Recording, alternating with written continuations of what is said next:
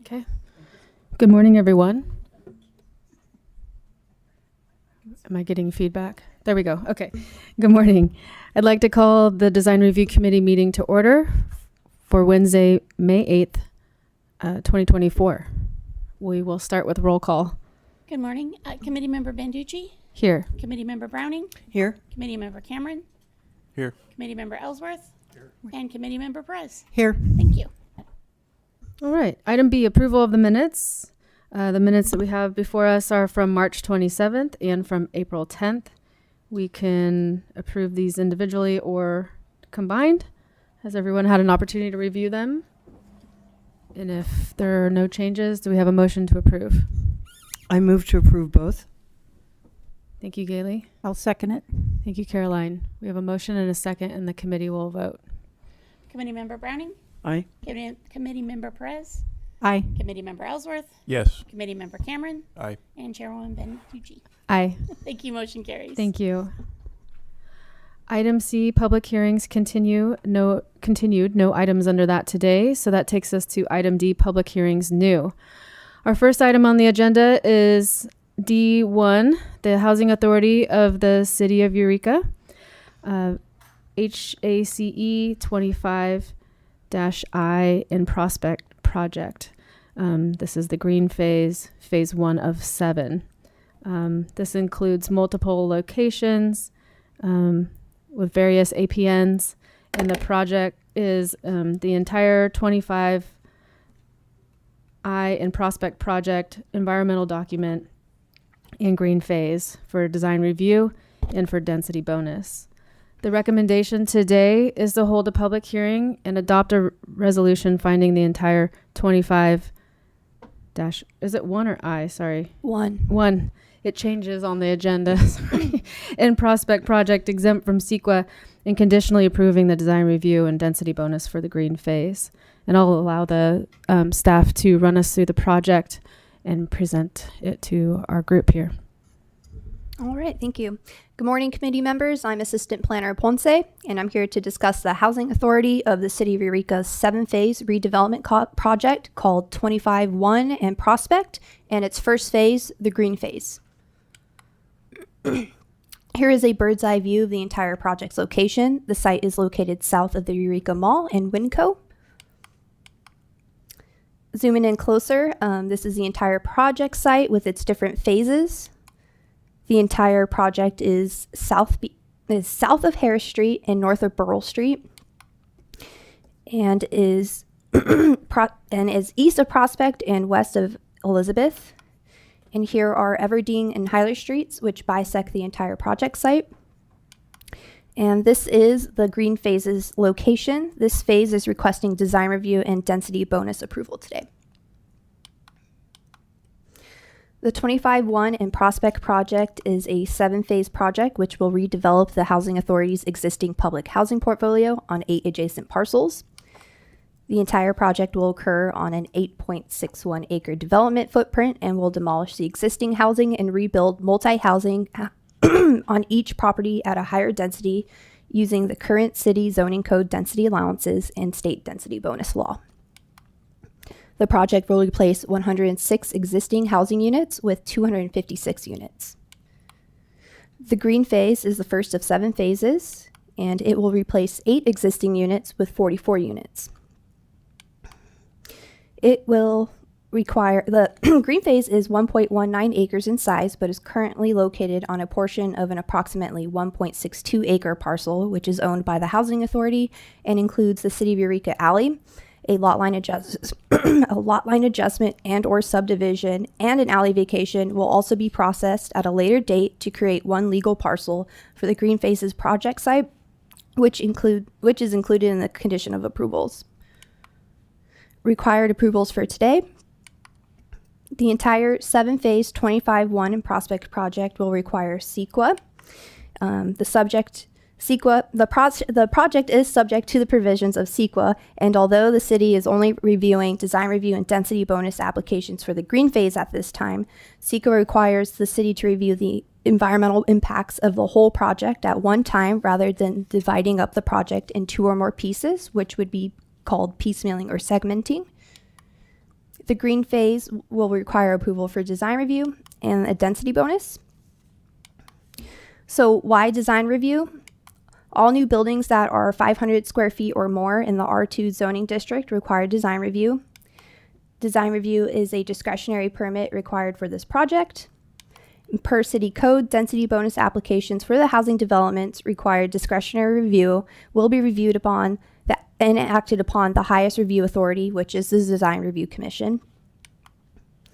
Design review's purpose is to ensure that street-facing facades of the proposed development exhibit high-quality design, complement neighboring properties, and contribute to the Eureka's distinctive identity and sense of place.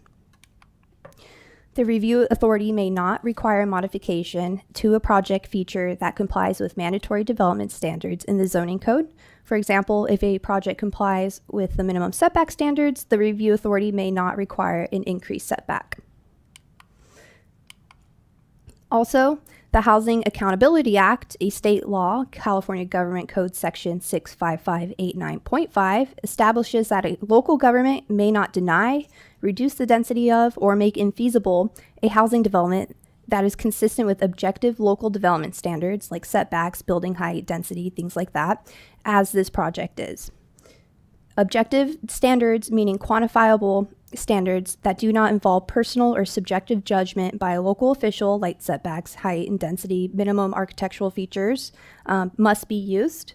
The Design Review Committee today is considering the aesthetic concerns of the street-facing facades against subjective design criteria and can condition the project's aesthetic design if they so choose, but based on state law, the Design Review Committee cannot deny the project or condition for a lower density.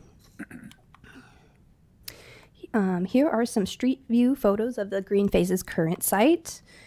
This is the southeast corner of Burrell and Hyler. This is Hyler Street looking west, and West Everdeen looking south. The project will consist of a 44-unit, 2-story, multifamily affordable housing development. The apartment building was designed to look and feel like townhouses or attached single-family homes. Design features on the street-facing facades of Everdeen, Hyler, and Burrell include varied building forms. 2 sections of the building are located towards the front on Hyler Street, while the middle building section is pushed back to create a central courtyard area. The project will also include varied pitch roofs comprised of composite shingles, roof eaves, recessed and projecting building walls, which will create horizontal articulation, and these arrows are pointing to the portions of the building pushed back, covered building entries, horizontal fiber cement siding painted with a combination of light and dark colors, and windows placed throughout the facade so to break up any 10 by 10 blank wall space. The project will also include secured and grouped building entries, 2 parking lots with 29 total parking spaces, a front yard open space area with a playground and picnic area, a backyard space with a community garden and open green space, both long-term and short-term bicycle parking, a new monument sign along Hyler Street, which will require a separate sign permit, 2 enclosed trash areas, and landscaping and pedestrian walkways located throughout the site. So this site is located in a residential medium zone district, which has a maximum density of 22 units per acre.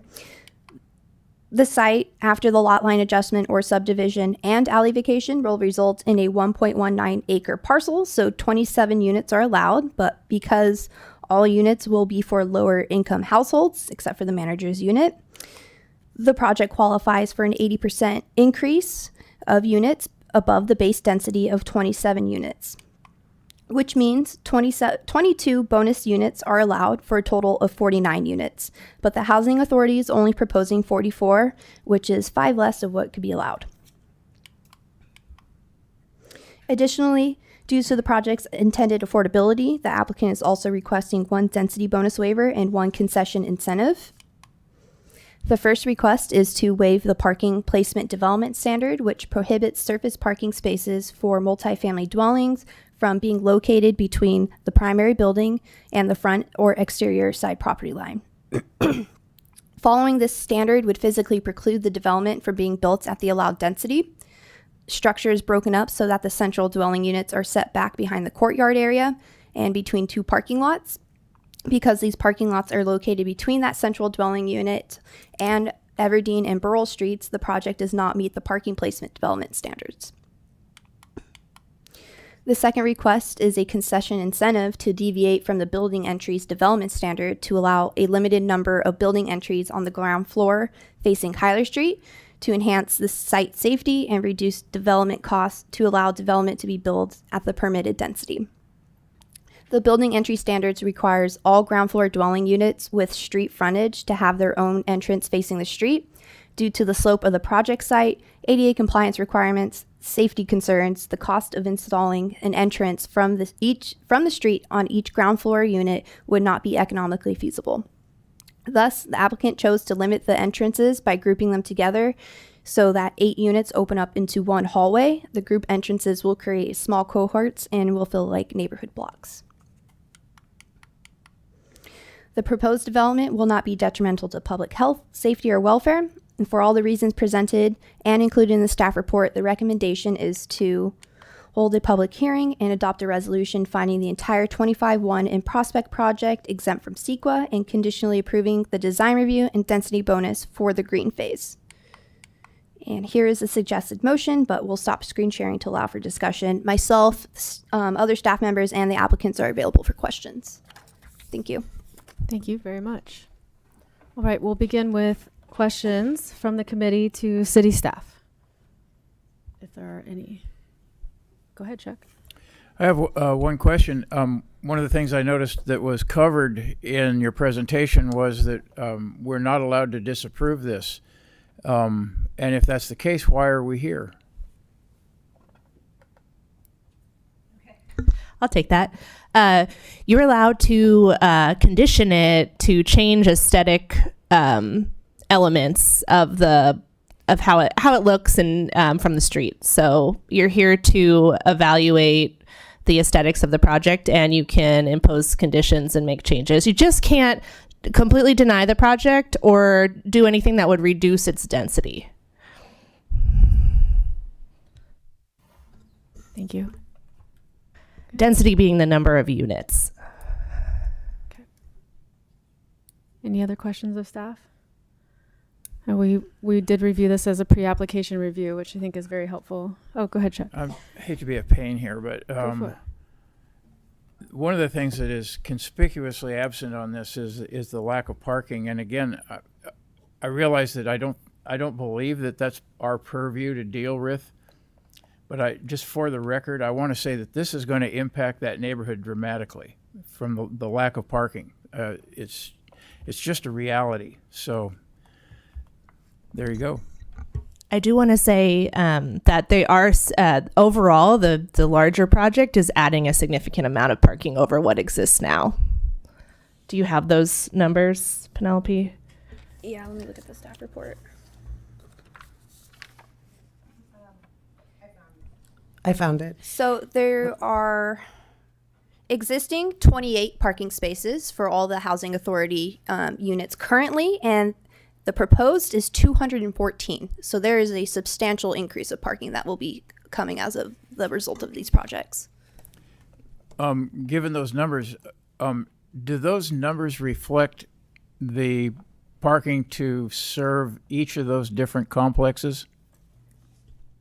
I believe there's just a few off. So there's 256 units going to be built, and there's 214 parking spaces. So it's not too far off of providing parking for almost each and every unit.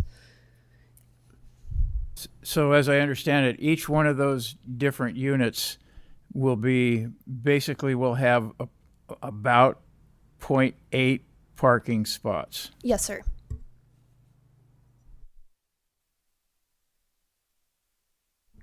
Yeah, go ahead. What's the timeline for all the phasing?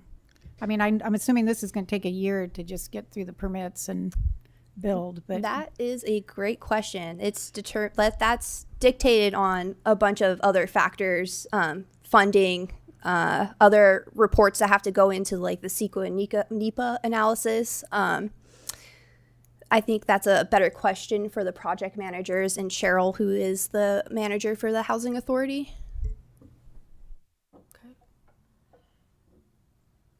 Are you ready to ask questions of the applicant? Yes? Okay. If the applicant wouldn't mind coming forward. And if you could state your name and city of residence for the record, please. There we go. Thank you. My name is Cheryl Churchill. I'm the Executive Director at the Housing Authorities of the City of Eureka and County of Humboldt. I'm a resident of Eureka. Thank you. I think the question was the timeline to phasing, and yeah, if you could answer that, that'd be great. Yeah, so with the project of this size, like you said, it will take some time. With this first phase, green phase as we call it, we're moving along, planning to do tax credit applications, and we're doing work with HUD to get this going, within the next year. But the remaining phases, of course, depend on continued funding, like Ms. Ponce said, and permitting and all of that. So my goal is that within the next decade, we have completely, redeveloped our housing on these 8 acres. Love it for it to be sooner, but I'm also a realist, so that's what we're looking at. So as you do this and houses are torn down, what happens to those people when they have no place to live? So we're starting with our least dense site, again, green phase. It is currently a park, as you saw in the photos, and 8 units adjacent. So we're looking at removing those 8 existing units and building back 44 new units. Those 8 people, those 8 households can get transferred to one of our other units, or we can provide housing vouchers for them to go out and find private housing in the community. They can actually take those and go anywhere they would like. So it doesn't even require that they stay here. But once the new units are completed, they would have the first right to come back. And then that added capacity would allow for tenants in the next phases to move and have the same privilege. They can either, move into new units, one of our other existing units, or take a voucher and go find private housing. And of course, we would have plans to assist them in any relocation issues. Does this include their pets? Yes. Several of our tenants, I won't say most, but probably half of them have pets. That's never been a problem with us, as long as they follow the right protocols for authorizing their pet. And then if they choose to get a voucher and move to a private location, it's at the discretion of the independent landlord. Thank you. Chuck, go ahead. Do you folks, Eureka Housing Authority, do you folks currently administer the properties that the folks are in now will be leaving? Yes, we have 196 units that we currently own and manage of public housing. We have more units than that, but that's our public housing, most of which, this being the biggest site, is from the 1950s. So the Housing Authority of the City of Eureka, so that's HACE that you see in the paperwork, owns and operates public housing. Our sister housing authority, which is same folks, same office, the Housing Authority of the County of Humboldt, administers our voucher programs. So we will work together with these in these repositioning efforts, especially when we're moving people or, having to transfer them out of our properties for redevelopment. Thank you. Mm-hmm. Okay, any further questions, comments? Okay, thank you very much. Thank you. All right, at this point in time, I'll open it up to the public hearing, and I'd like to remind everyone who wish to speak that each individual has 3 minutes. So you may come forward now, and if there's anybody on the call, please raise your hand, and we'll take you in the order in which it's been received.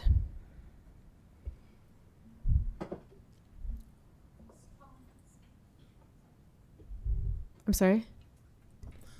Colin Fisk would like to speak. Has his hand Okay. raised? Okay. Yeah. Okay. We'll take you next. Okay. Hi, Good morning, Colin. everyone. My name is Colin Fisk. I'm with CRTP, the Coalition for Responsible Transportation Priorities. We support this project. Of course, we have opinions. We'd actually like to see, more housing units and less parking. We'd like to see, some safety improvements on the streets around here. But recognizing none of that is under the Design Review Committee's jurisdiction, we would just encourage you to go ahead and approve the project. Thank you. Thank you, Colin. All right. Next. You can state your name and your city of residence, please. Hello, my name's Raylena Crixton. I'm a resident of Eureka. I would just like to express my support for this project. I think overall it's a much needed addition to Eureka's housing, and I support the Housing Authority in this wide or much larger project than just this phase. Even though it lacks one parking space per unit, I think it'll be more than enough to accommodate the residents at this new place. And I would just commend them for the wonderful design, articulation, the color choices, and landscaping in this project. Thank you. Thank you. Okay. Hi, welcome. Do I press anything or does it go? No, just state your name and you can move the mic if you need to, and then your name and city of residence, please. Hi, my name is Stacia O'Neill. I'm a Eureka resident, and I love this project. I've been keeping my eye on it. I'm keeping my eye on all the projects in the city, and I really support this. I live very close to there. I think it's going to be welcoming to the community. I think it's really needed for the low-income families we have here. And yeah, I support housing in Eureka. Thank you. Great, thank you. Okay, any further comments? Anyone else online? I can't see the, oh yes I can, over here I can see. No more hands raised? Okay, very good. I will close the public hearing, bring it back to the committee for further discussion. I think overall, when we reviewed this as a pre-application review, I think we had some good comments. It looks like they took some of those into consideration.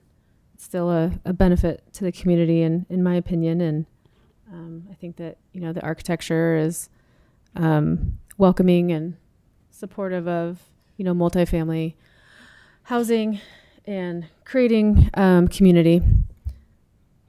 I don't know if there are further comments from the committee. Can we see the picture again of the housing, of the apartments? That, yeah.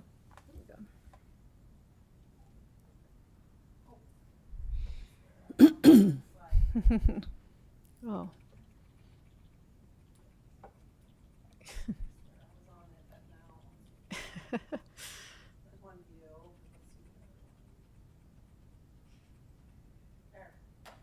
Yay.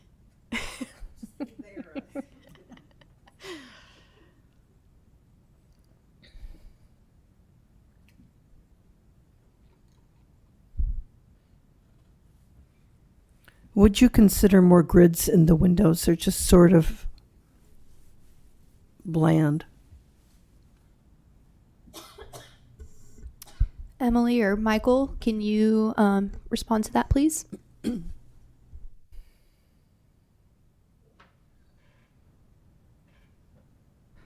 Are they able to unmute themselves? Okay. Hi there. This is Emily Ware speaking here. Oh, I can't start my video, so I'll just do audio. We've endeavored to create a lot of articulation in the building, both by building form and by window pattern. We've inserted the pedestrian entries for the cohorts of 8 units in hopes of introducing more glazing beyond just the windows themselves.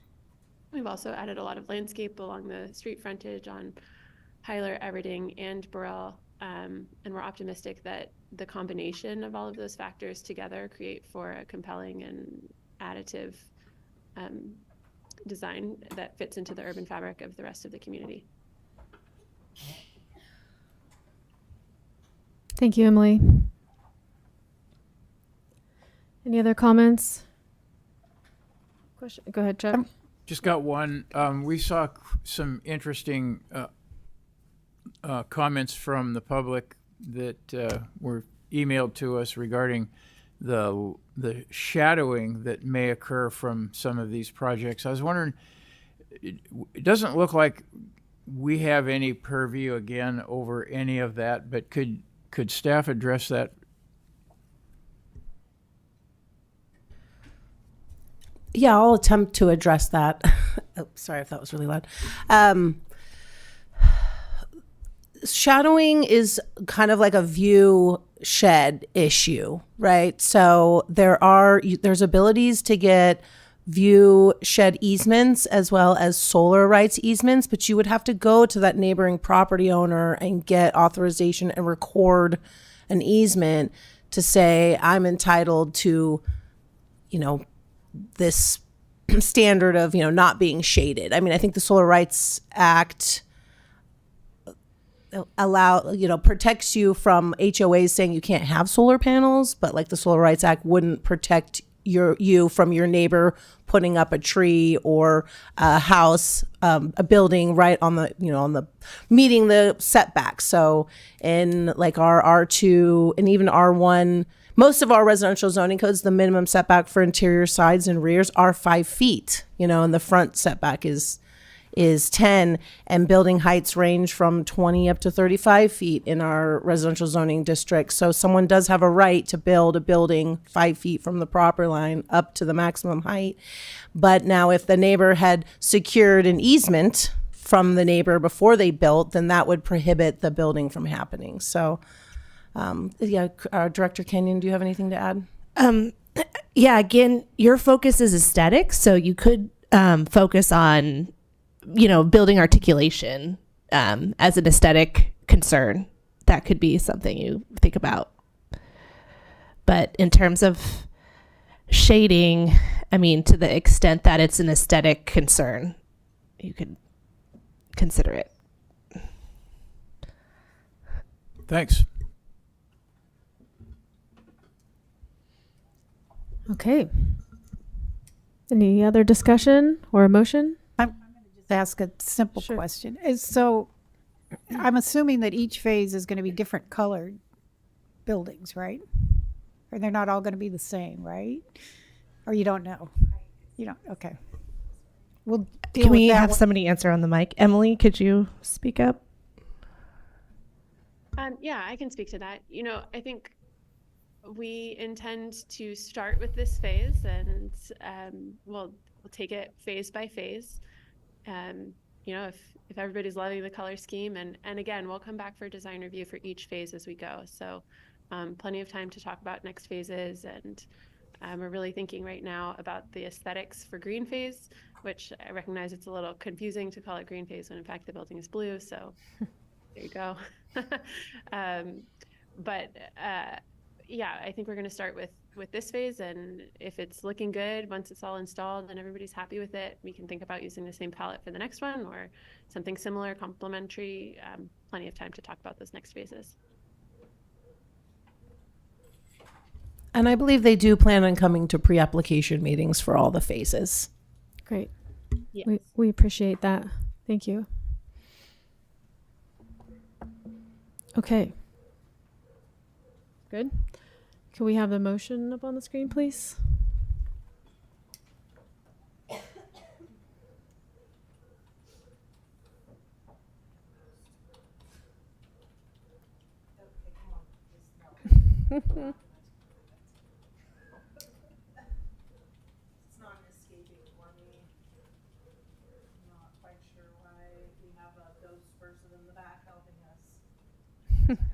There you go. Thank you. All right. If there's no further comments or questions, do we have a motion to approve? Okay, I'll make it.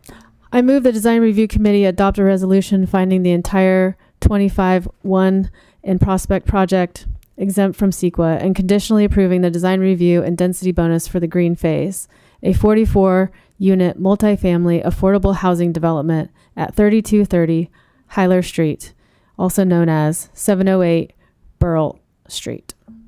I'll second that. I got 2 seconds. So they get to arm wrestle. Okay. Next time. All right. We have a motion and we have a second, and the committee will vote. Committee Member Browning, Aye. Committee Member Perez, Aye. Committee Member Ellsworth, No. Committee Member Cameron, Aye. Chairwoman Banducci. Aye. Thank you. Motion carries. Thank you.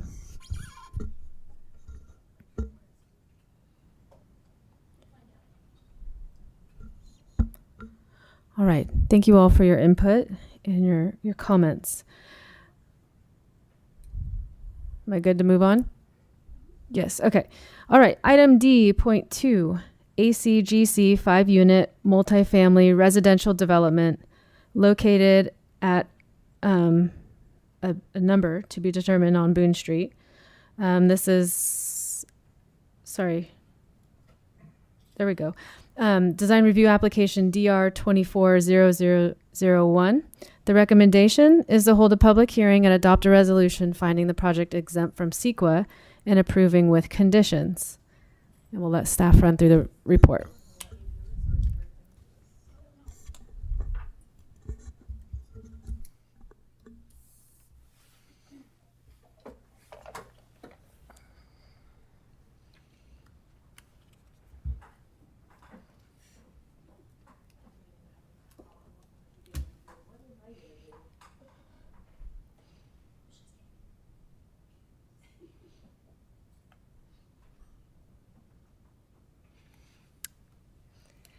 Hello, committee members. Assistant Planner Smith here, and for your consideration this morning is the ACGC 5-unit multifamily residential development. Here is a bird's eye view of the project site, which is located in the southwest quadrant of the city, 2 blocks east of Highway 101 at the bottom of a bluff. Zooming in closer, you can see the project site is located in the R2 zone, a medium-density multifamily residential zoning district on West Boone Street, 1 parcel west of the intersection of West Boone and Garland Street, east of Fairfield Street, and north of West Long Street. The R2 zone is meant for higher density residential than single-family homes. Here is a street view of the project site from West Boone Street looking south. So why does this project need design review? New buildings of 500 square feet or more in the R2 zoning district require design review. And design review is the only discretionary permit required for this project. Design review's purpose is to ensure that street-facing facades of proposed development exhibit high quality of design, complement neighboring properties, and contribute to Eureka's distinctive identity and sense of place. And the north-facing facade is the proposed buildings the north-facing facade of the proposed building is the only street-facing facade. So the project will consist of constructing a new 5-unit residential building with attached enclosed vehicle garages, 1 dedicated to each dwelling unit. Focusing on the north-facing facade, it includes several design features which allow the project to meet the city's objective design standards. The design includes a vertical board and batten siding. The north facade includes a porch with an individual pedestrian walkway and an ADA accessible ramp. Windows are accented with decorative shutters. There are variations in roof form, including the rigid window and door covering over the street-facing residence, the ground floor street-facing residence. The project complies with all existing development standards of the zoning code, including exceeding objective design standards requiring a minimum of 2 distinct architectural features. Satisfied by this development with the roof form variation I just mentioned, roof detail with periodic articulated corbels, 2-story horizontal articulation, and distinct window trim. Looking at the site plan, you can see the proposed project will feature fenced backyards, both long-term indoor bicycle storage and short-term bicycle parking in the front of the building with a circle-shaped bike rack, landscaping throughout the site, as mentioned before, an ADA ramp serving the ground floor street-facing unit. a trash enclosure with a gate, 7-foot high fencing, and 12-foot tall light, and a 12-foot tall light.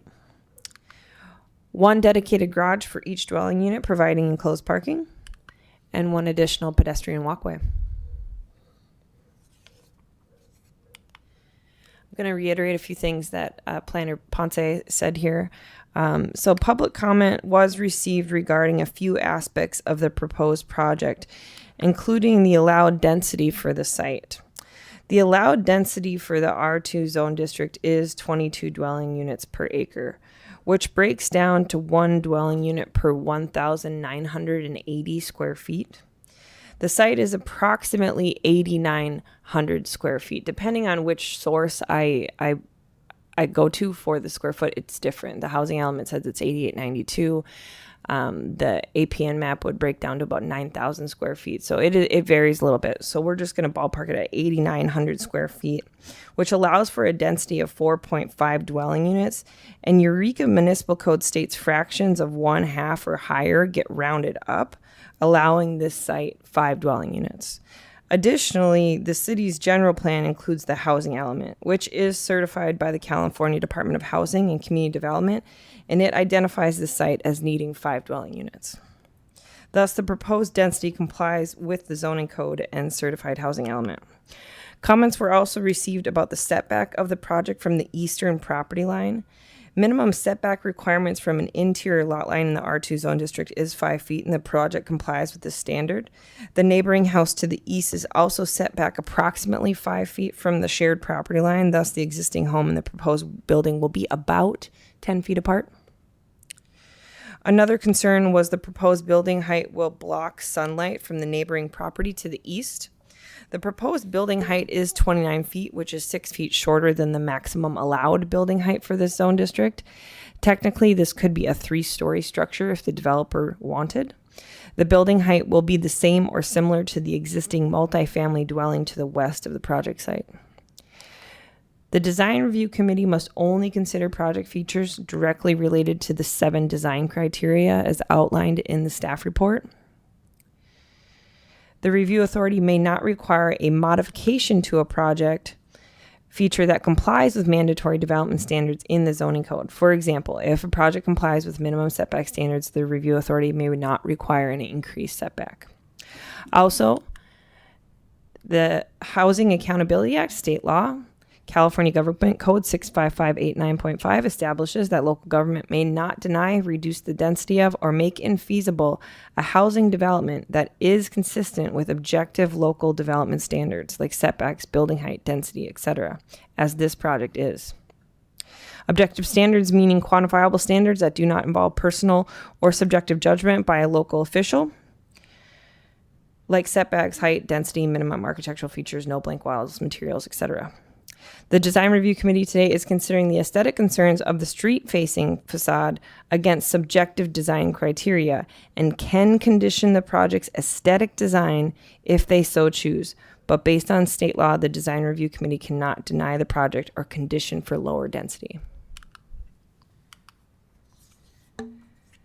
In order to approve design review, 2 required findings for the approval must be made. First, the project will not be detrimental to public health, safety, or welfare.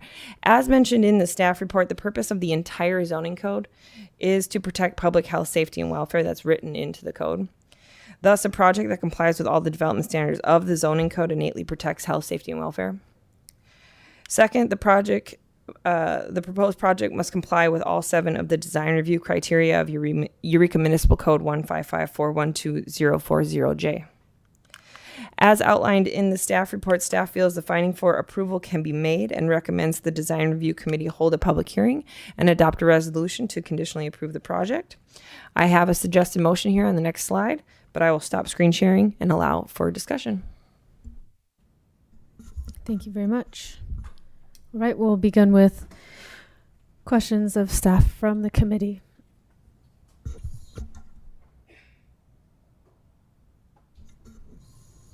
Any questions for staff? None. Questions for the applicant? None. Okay, at this point in time, we'll open up to the public hearing. And again, if you wish to speak, everyone gets 3 minutes. And you may come forward to the podium and state your name and city of residence. And we'll look for folks on the call as well.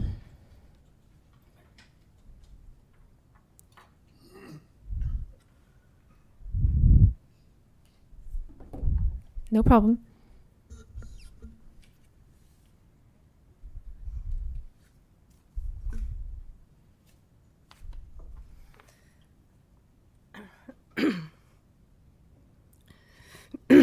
Hello, my name is Stacia O'Neill.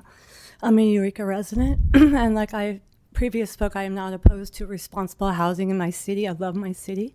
I've been here for 17 and a half years. I own the Victorian, which is a 132-year-old home, historic property on the east side of this proposed site. This is my home here.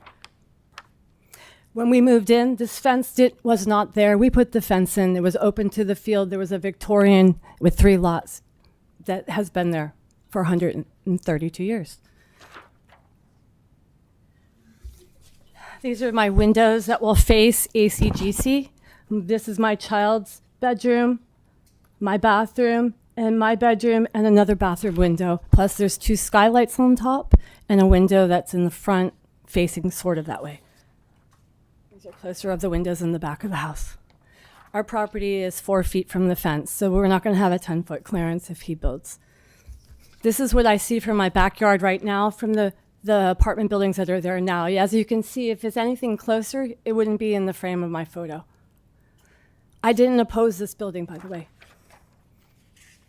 This is my home when it's sunny. This is my home when it's not sunny.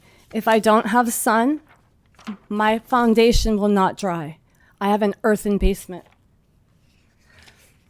I'm very concerned about the slope of this property. You had it on the picture there. I'm on a downslope of that, and we're very, very concerned about drainage, about runoff. For 132 years, there's been a grassy field there to protect our home, and then he's going to pour concrete, and it's going to my earthen cellar will be, I've never had standing water. I'm sorry, this is so nerve-wracking. I've never had standing water in my home or my basement, and I'm very worried about the drainage. I'm also worried about where the PG&E will be placed. There's no on the permit planning, that's not there. I don't want it to be placed by my bedroom windows of my children sleeping. I want to let you know that the neighborhood has decreased since the buildings have gone next door. This is ACGC's 2 buildings that are presently there. This is a home that was owner occupied. Now it's a rental. It was sold within a month of them being built. This is what it's turned into. It's a disgrace. That's what I look at every day now. His building is so close that he overhangs.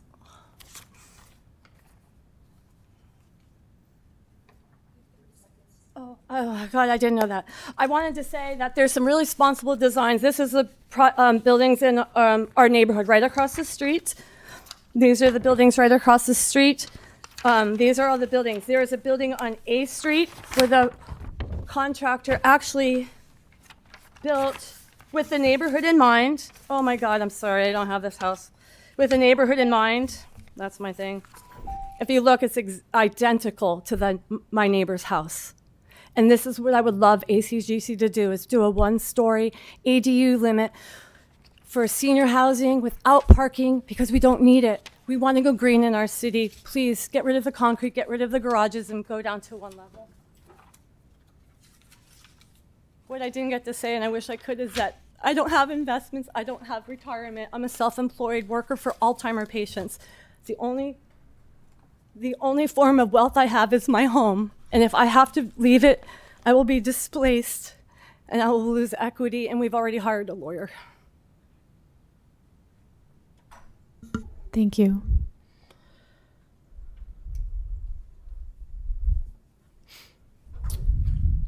Hi, my name is Dan Reed. I'm the owner of the property at 709 West Boone Street, as my wife said, just adjacent to the proposed build.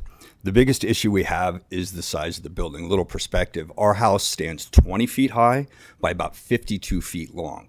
Again, I actually measured from our window, from our western wall to the fence is 3.5 feet, so you're talking about 8.5 feet.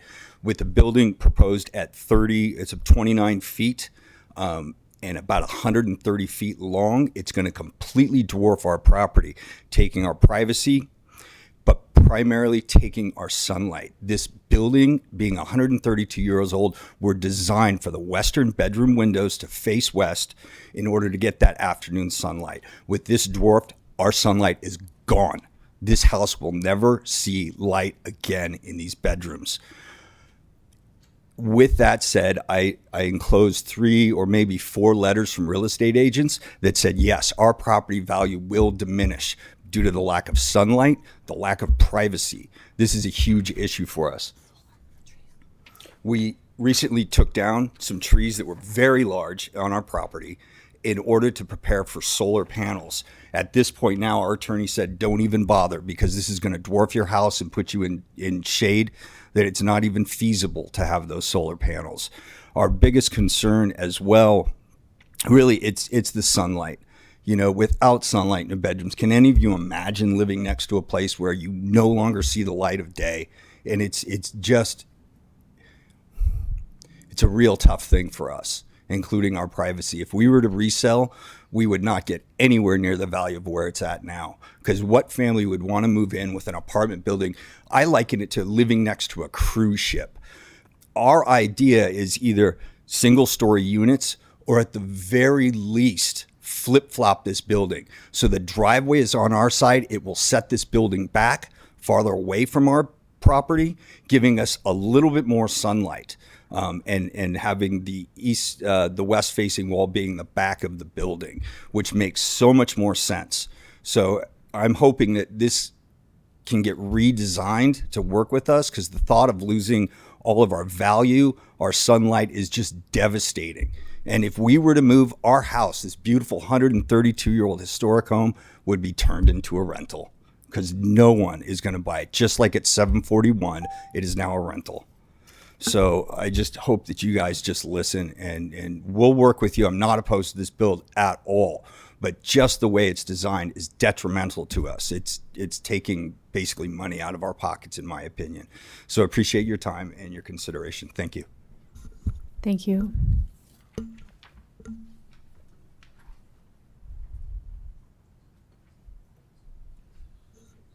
Comments. I live at 2340 Fairfield. I live with the Victorian at the end of the road, and I've seen the build. I think that it could be changed if it shifted. I am concerned why they need a 9 or an 8 and 12 pitch on the roof. If they did a 5 and 12, it would angle better for solar on the top. If they did a shift with a off A, you might say. I sent a letter in here. It has a drawing on the front of it showing the building shifted a little bit.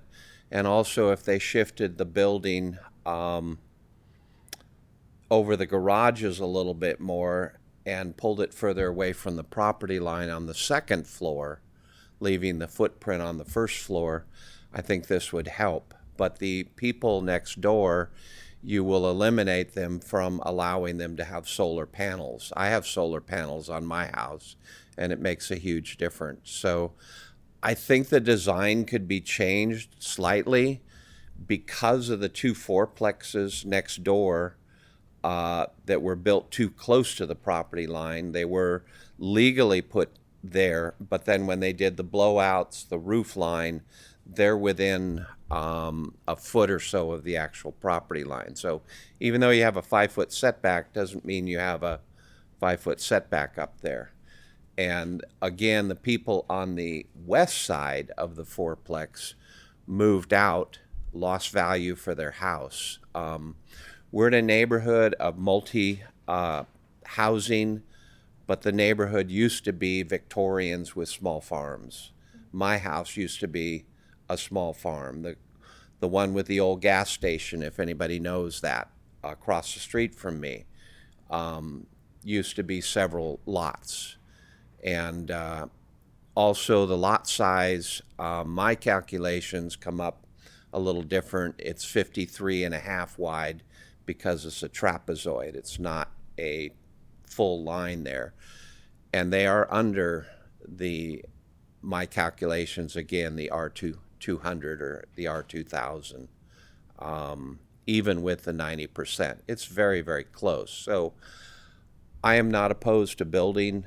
I want building in our city. I don't want it stopped, but I think with a few modifications of the structure, whether it can be flipped or not, shifting the top floor, lowering the roof height, doing a change like an A line, like where the one side on the driveway is, let's say, an 8 and 12, and the other side is a 5 and 12.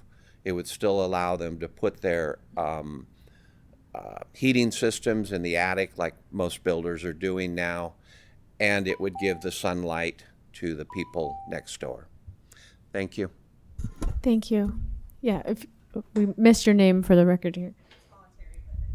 Oh, I can keep talking? No, state your name. Oh, Douglas Beck. Yes. Thank you, Douglas. Okay. Appreciate it. Okay, further comment? Oh, yeah. We'll start in the room here, and then we'll get to the ones on Zoom. If there are public comments on Zoom, I'm more than happy to let them go first. I am the applicant. Right. Okay. So, Yeah. Sure. We can do that. Okay. Okay. Just a better chance to respond to everything. Absolutely. Thank you. All right. Looks like we'll start with Colin on the Zoom call. Good morning again. It's Colin Fisk with CRTP. I think I'll mostly just reiterate my comments on the last project, which is, we do have opinions. We would love to see, all of those garages be units for people to live in. But, that's, again, not under your jurisdiction. So don't really have opinions on the aesthetics, but it's great to see more infill housing being built and would encourage you to move forward with it. Thank you. Thank you, Colin. Next on the list is EPIC, EPIC. Hi, this is Tom Wheeler, Executive Director of EPIC. I will largely me too Colin's comments about infill. This is great. We need more housing in Eureka. I also want to make a larger comment about how we've arrived at this housing affordability crisis, and it's from a lack of supply. And it's largely related to situations like these where a 5-unit infill project gets put through the ringer through design review committee and through other discretionary review that increases soft costs for this kind of development. It makes it more difficult for us to build the sort of housing that we need. I think that this is an appropriate design. It fits the character of the neighborhood. Should the developer be able to work with the neighbors to ameliorate their concerns, that's fantastic. If not, unfortunately, these are the sort of trade-offs that are routine in trying to develop more housing in already existing neighborhoods. Thank you so much. Thank you. All right, Amy.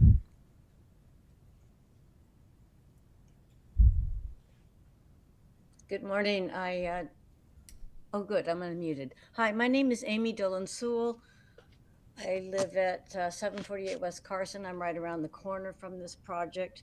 And unfortunately, we did not get notification about this project until it was already at the design review phase. So the project itself looks fine, except for the fact that it's so darn close to the property line. I don't know how a 5-foot setback is even legal in this city. It just seems way too narrow. When you walk around the neighborhood, there's a variety of setbacks, and a lot of it depends on when the house was built. But a lot of these Victorians, as Dan and Stasha referred to, the property lines sometimes were sort of an afterthought after the house was built. And so what you have is a design here that really encroaches on the neighboring property in a way that's not favorable. It's uphill from the property. It's just casting way too much shade, and it's so close to the property line.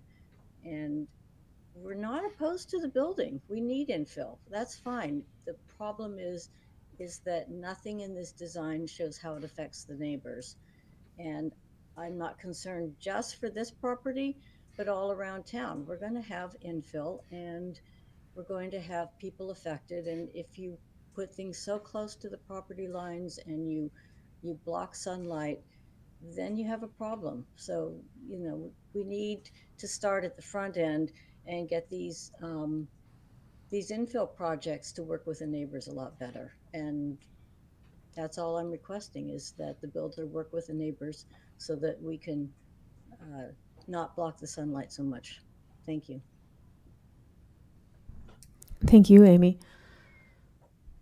Anyone else on the call? Okay, seeing none.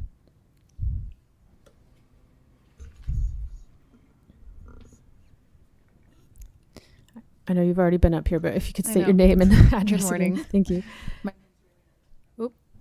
My name's Raylena Crixton. I work as the Real Estate Development Director for ACGC, and I'm a resident of Eureka. I've brought today some visual materials about the exterior and the overall design for your consideration. These were submitted as written comments and also in our packet, but sometimes I think it's nice to see it in person and be able to look at it.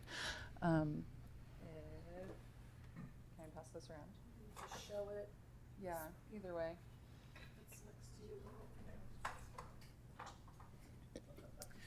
So considering the design of this project, we did incorporate some features that are indicative of craftsman homes in the area.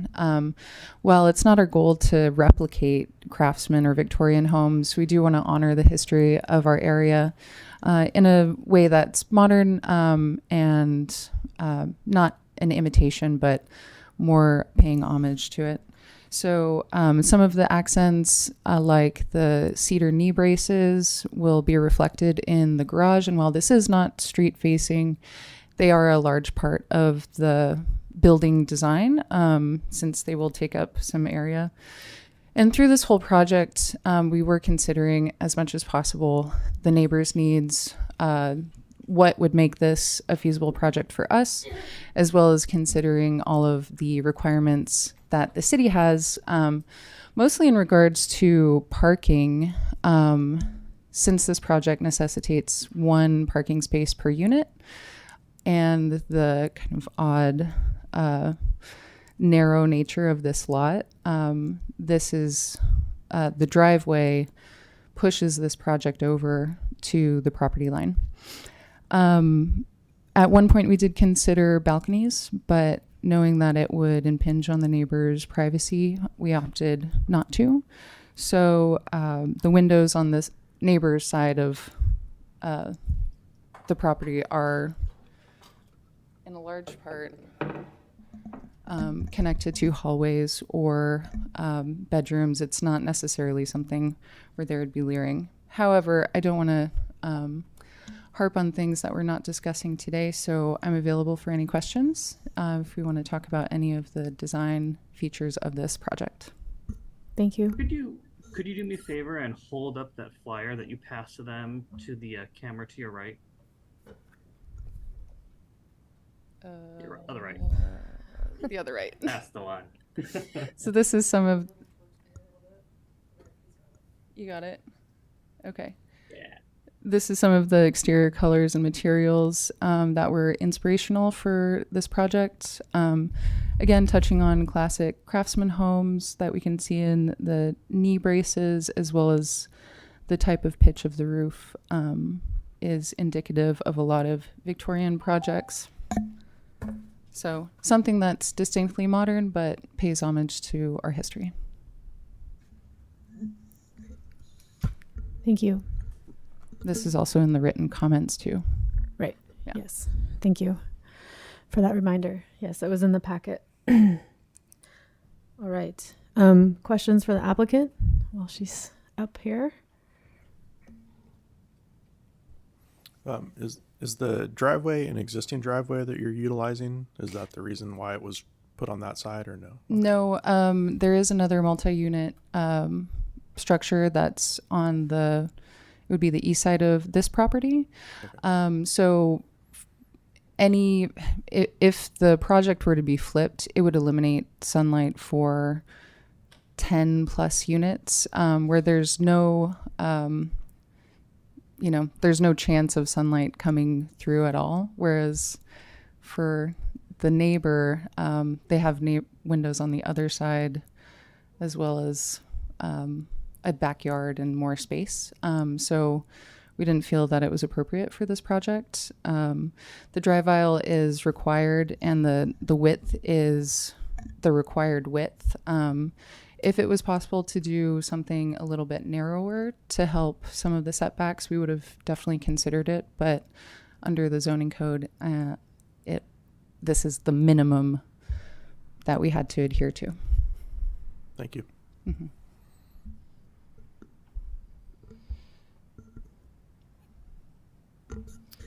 I'm just curious, building off of the question and all the comments that we've received and we've read, as a committee here that were provided to us, if you all would be, would consider being a more friendly neighbor to the folks to the east and consider flipping the project or, creating more of a setback. No, that would not be possible. Okay. Any other? What about it? How about roof heights? What's your question?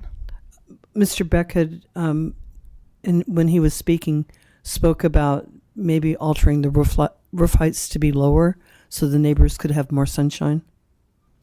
In the packet, there was a comment that visualized the shadowing at different times of the year, given the different heights of the buildings as well as the existing hedge. By modifying the roof height, it would not have a significant impact, and so we would not be willing to change the design for that. So you're not willing to change anything, is that what I'm hearing? Nothing that's been presented so far.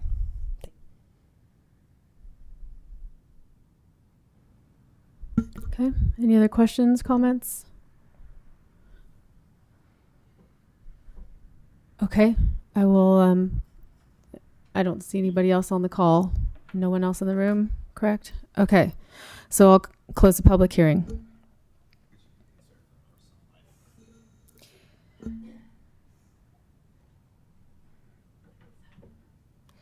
Okay. Bringing it back to the committee for further discussion. I have a comment.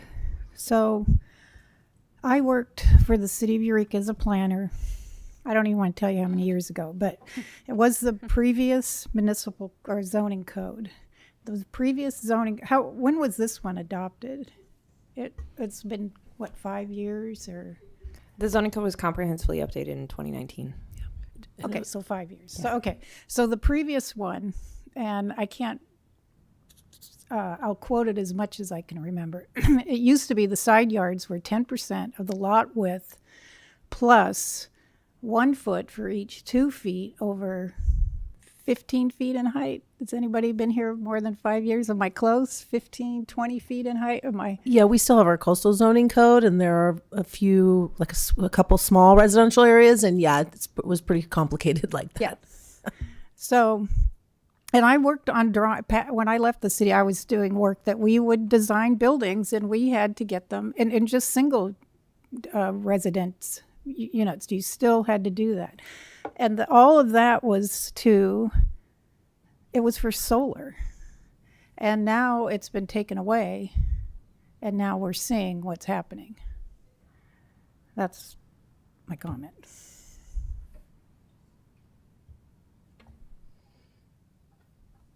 Okay. Further discussion from the committee? Go ahead, Chuck. I'm inclined to suggest that this project be modified with Mr. Beck's comments, and then the neighbor I didn't get the gentleman's name. The idea that allowing more light over on that side sounds more appropriate, and Mr. Beck's suggestion of changing the roof line to accommodate that also sounds feasible. So if the applicant could work with those, they'd be likely to get my approval. I agree with you, Chuck.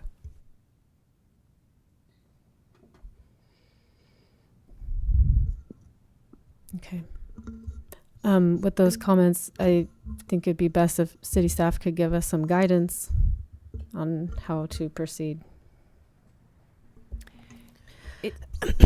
If you want to make a motion, now's the time. And with design review committees, sometimes you guys add recommendations or you add conditions, binding conditions to your motion.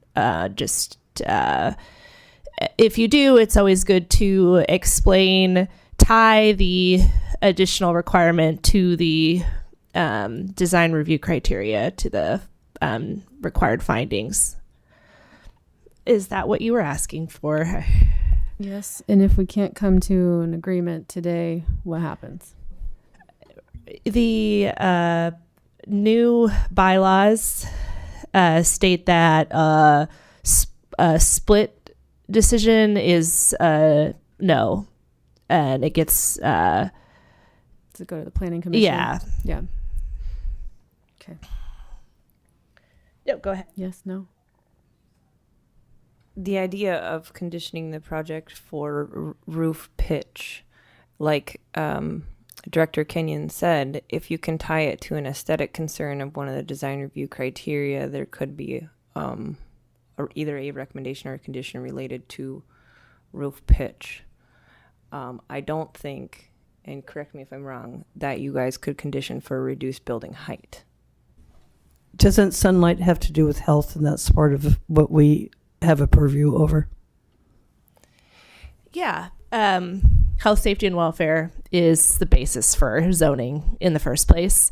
But it's just not denying, we just can't deny a project or reduce the number of units based on subjective standards that aren't quantifiable.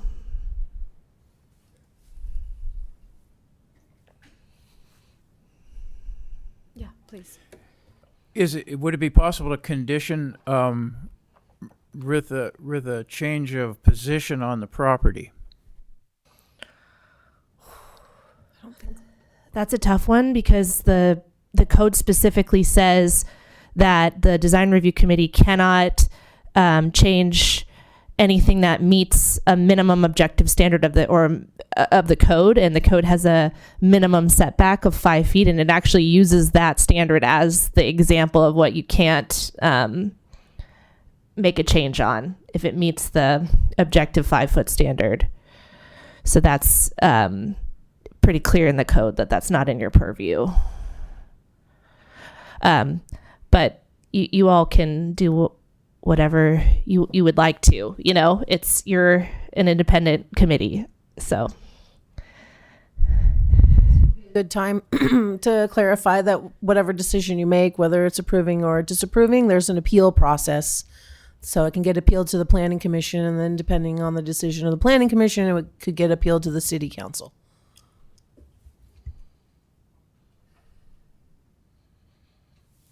there is no objective standard in the code about roof pitch. Or positioning? In what sense? There's just the minimum setback from property lines, but not, no, there isn't a standard about orientation. So one of the suggestions I heard was to reposition the structure, not changing any of the setbacks, but repositioning the structure to allow more light for the adjacent neighbor. So would that be acceptable? How would you reposition the structure without changing the setback? Move it. Move the plan so that it moves from one side of the property to the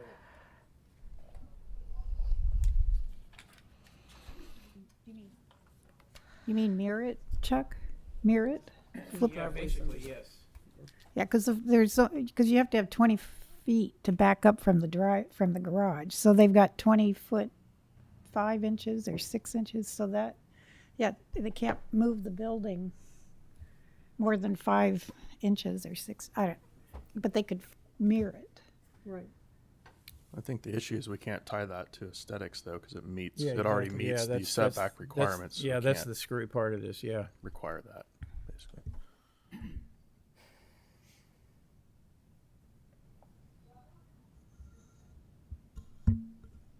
Are you good on your question? No?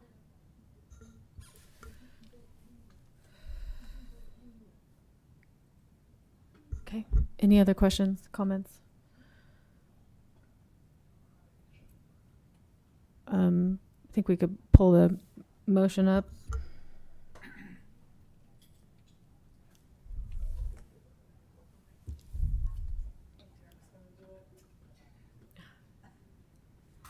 The Wizard of Oz back there.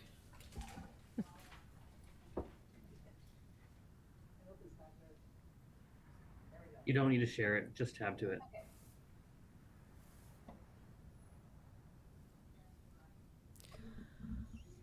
All right, we've had our public hearing. Committee has discussed the project.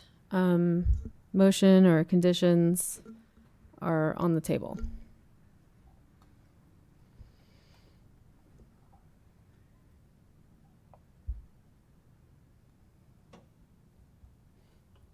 No motion? I don't know that we can make it a condition, but I mean, I would encourage the applicant to try to work with the neighbors a little bit more and maybe look at flopping the building, or mirroring the building, just for good neighbor reasons. But, you know, I don't think that's part of our purview to make that a condition of approving or not approving. It seems to meet the requirements and it's aesthetically pleasing, but just out of good neighborly. And committee member Cameron, if you wanted to make the motion and add that as a recommendation, we can put that as a recommendation in the resolution. And you can make a motion or a second and vote against something. But I do encourage you all to act today because we do have a permit streamlining act. We have to act within a certain period of time of getting a complete application. So if we approve it, can a neighbor appeal it? And not just the applicant can appeal? Yes. Yep. Is it the same process? I mean, like, they still pay a fee and... Yeah, and the fee is 75% of the original permit fee. So I think the way that shakes out, it's about $725 to appeal this project to Planning Commission. It costs about that much to notice the appeal hearing and have the hearing. And Notice the 300s. So if we make a motion and no one seconds it, does it automatically go to the Planning Commission? Can it? You have to act. You have to vote on it for it to get to move on. I believe. Do we have the bylaws with us? I can double check that.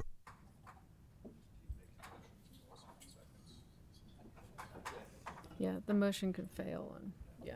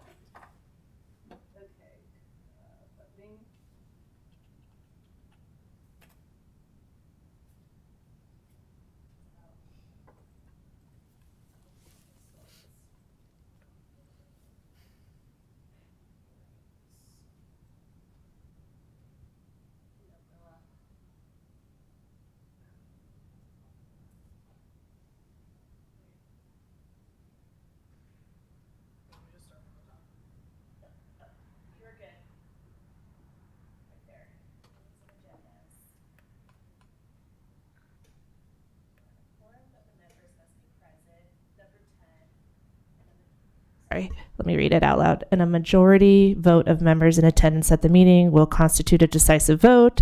In case of a tie vote or deadlock, the motion fails, resulting in disapproval of the action requested to be taken by the committee. So there needs to be a motion and a second and a vote, I believe. And then if there is a tie vote or deadlock, it counts as a disapproval. And then meaning that's the vote and that's the decision, and then it could get appealed. Okay, so if we deny it, then the applicant would appeal it to the planning commission. The applicant could appeal it to the planning commission. The city council a city council member could also appeal it, or I could appeal it. Okay. As the director of development services. And I was gonna say, but you don't have to pay the fee, right? You Correct. Councilman. Okay.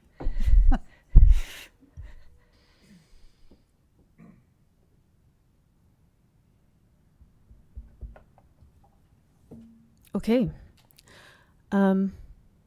Well, we'll go back to action today and consider the motion or a motion with a condition.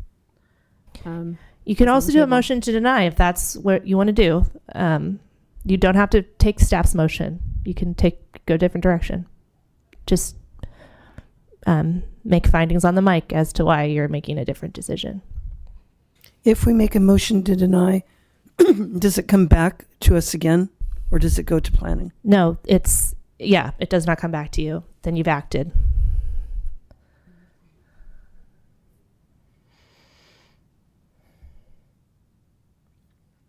This is challenging because, I understand both sides. I understand from a developer's standpoint, and I understand emotionally from a homeowner, who is adjacent to the property.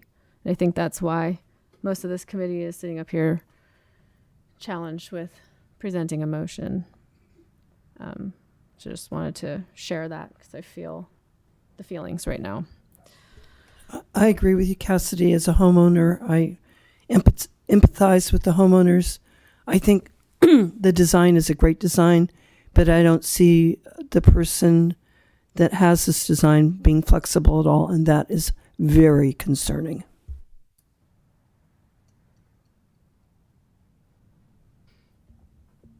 Yeah, the design looks great. It's just I was hoping for a little bit more flexibility and placement. Yeah. Okay, could we see the motion up on the screen again, please?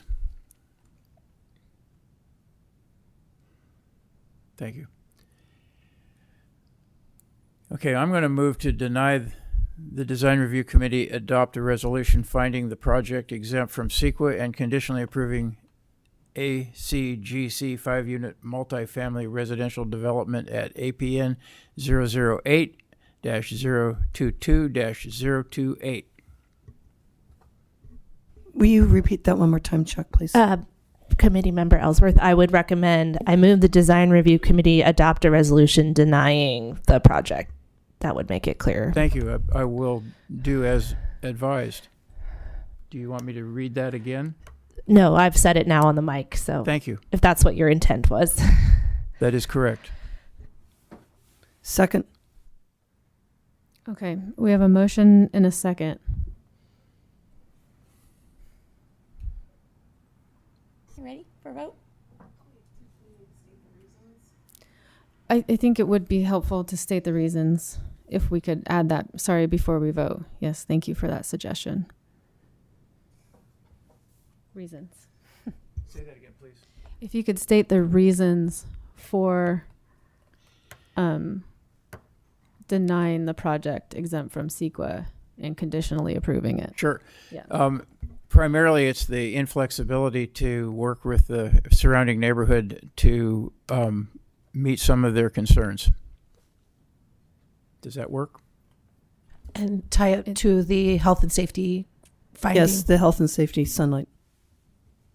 To the health and safety, certainly. So we'll tie it to that. So do we want to start over again here? And This isn't part of your motion. This is because the staff recommendation, the written findings, all are about why it should be approved. So it's important to have findings in the record explaining why it doesn't meet the standard of review. Well, right. Thank you. If you're going the a different findings direction. then would be for health and safety concerns as stated by the neighbors. Okay. So Chuck has amended his motion. Gailey did second it originally. Gailey, I need your approval if you approve of the amended motion, please. I approve. Thank you. Okay, now the committee will vote. One final question. Does a yes vote does a yes vote ratify the motion? Yes. You're voting to deny based on the criteria of the health and safety, and you cannot make the health and safety finding due to the potential effects of shading, losing the solar. Thank you. Okay, I believe we are all clear Okay. to vote. Committee Member Browning, Aye. Committee Member Perez, Aye. Committee Member Ellsworth, Yes. Committee Member Cameron, No. Chairwoman Banducci. Abstain. Thank you. Thank you. Motion still carries. Yep. Yeah. Three, yep. It was a majority vote Yep. in favor of denying the project. Okay, item E, old business, there's none. There's also no items under new business or pre-application review. That takes us to item H, director's reports and communications. Yeah, I have quite a bit of stuff to mention to you. So last night, the city council held a special meeting on to get feedback on the Sunset Heights affordable housing development over there between Harrison and Harris. So if you guys wanted to watch that, they gave good direction for the design. It was just looking at a site plan configuration, and now they can start working on renderings. And that will come before you for a pre-application meeting. And then also there's a kickoff for the mixed neighborhood overlay project on Wednesday, May 22nd at City Hall and via Zoom. I'll hand this to you. I don't know if you guys have been following, but Can I yeah. plug it? Sure. As you can see from our meeting tonight, the state is really heading away from allowing subjective review of housing specifically. And so one thing we want to look at more, and cities across California are looking at, are objective design review. Not objective design review, but objective design standards. We have a bunch in our code already, but we're going to be reviewing those and thinking about whether we need to add or amend to really strengthen those. And that's part of what this is. And so it could really be helpful to have people like you that have a design expertise or building expertise to participate in development of objective design standards. Yeah, and then also city staff, as well as other cities and boards and commissions. Recently, we received a presentation from the HCD Housing and Community Development on this Housing Accountability Act and what that entails. And like Kristen said, the state has gone away from subjective design standards and going towards objective. So now, basically, we can provide you a report and update you on that act in the future if you guys want to put that on the agenda. Whether I do a presentation or maybe we can get HCD, but at least kind of get you the information where, you know, if, I can provide more information later on it. Okay, that sounds great. I think that would be good knowledge. Yeah, and then lastly, you guys asked about moving the meeting to 8:30, and we're still trying to get an answer. But basically, the finance department they open at 9, and the finance department is the first floor, so there might be some issues with that with opening earlier. But we're still working on an answer. Thank you. All right, anything else from city staff? Okay. Other reports and communications. That one always seems redundant to me, but are there any? Oh, I just assume that happens under oral communication. So. That's what it was in there for oral communications. Is usually something that's coming from the people who are watching that is not already stated on the agenda. Got it. Okay. So item J. Oral communications. This section of the meeting provides committee members and the public an opportunity to address the design review committee on any subject not appearing on the agenda. If there's anything else from the public or the committee that you'd like to address today, now's your opportunity. Okay, seeing none in the crowd and just smiles from my committee. I will take that as no oral communications for the day, and I will adjourn our meeting. Thank you. Thank you.